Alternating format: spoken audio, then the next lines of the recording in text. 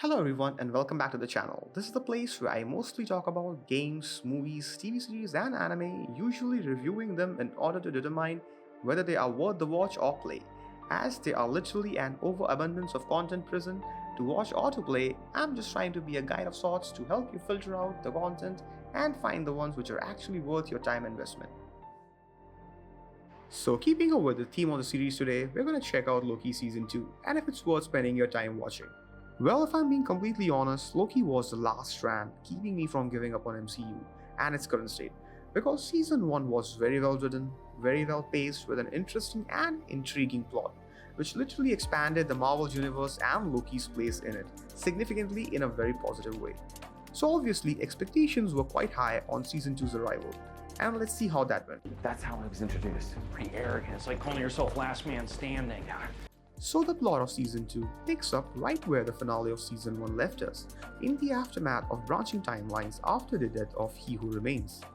Turns out, eliminating He Who Remains wasn't the optimal solution they had intended to be, as the branching of timelines are causing chaos and disturbances throughout the timeline, leading to overloading of the time loop, a device which was created by He Who Remains to manage and control the timelines. And this overloading of the loop becomes an imminent danger, threatening the existence of not only TVA but all of reality. See you soon. And here in this scenario, Loki finds himself slipping through time, jumping to past, present and the future at random in this aftermath of branching timelines. And now it's up to Loki and his band of renegades to take charge of the TVA, fix the loop and save the reality itself. Do you think this is a higher priority than preventing a temporal meltdown? Oh, no. I stay focused on the temporal.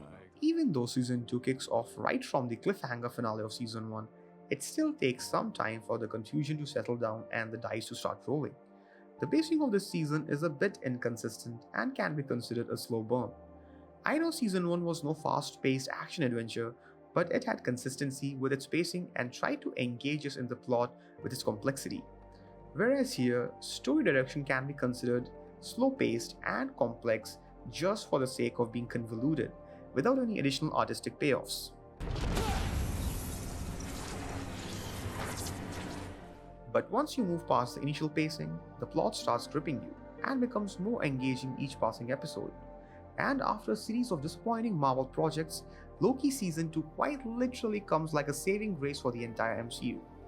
Given its setting and premise, the show doesn't shy away from playing strongly with the concepts of time and meta elements, which takes you on a self-discovering journey of Loki amidst this ever-hanging chaos. The show also dives deeper into the rabbit hole you entered in Season 1, and meaningfully progresses the plot further, trying to answer a lot of unanswered questions, not only adding more depth and character to the show and its cast, but to a cinematic universe which is, in my opinion, was growing shallower every passing project. Now keeping aside plot and the setting of the show, I want to talk a bit more about characters and their developments.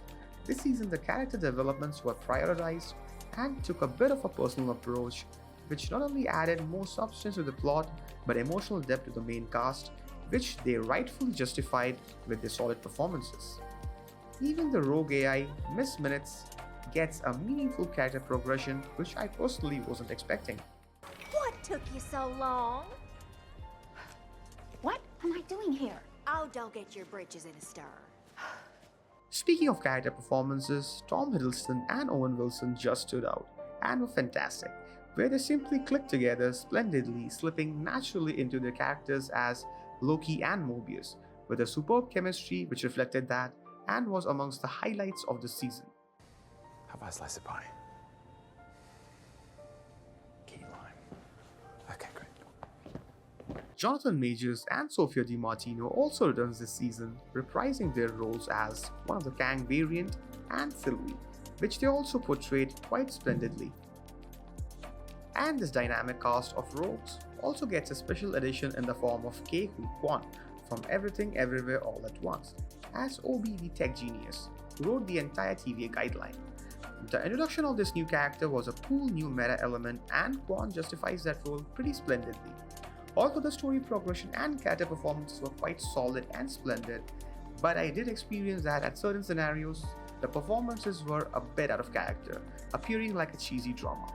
And also, somewhere along the way, it felt like Obi's character and the plot was underutilized. The significance of his role could be presented in a better way, and I think it was pretty evident that the direction and script were responsible for the aforementioned disparities, not the cast or their performances. It's riveting. Keep going, I want to hear more.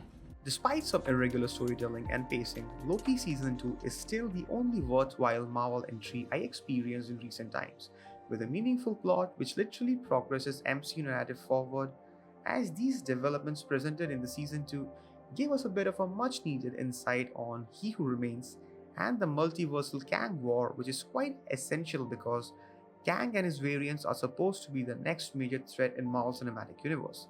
And so far, we have barely seen any meaningful progression in the saga regarding them, even though it's been more than 5 years since Infinity Saga ended. Loki Season 2 certainly has its flaws and shortcomings in the form of inconsistent pacing and occasionally cheesy scenarios, with out-of-character portrayal of roles, which certainly makes it fall short from Season 1.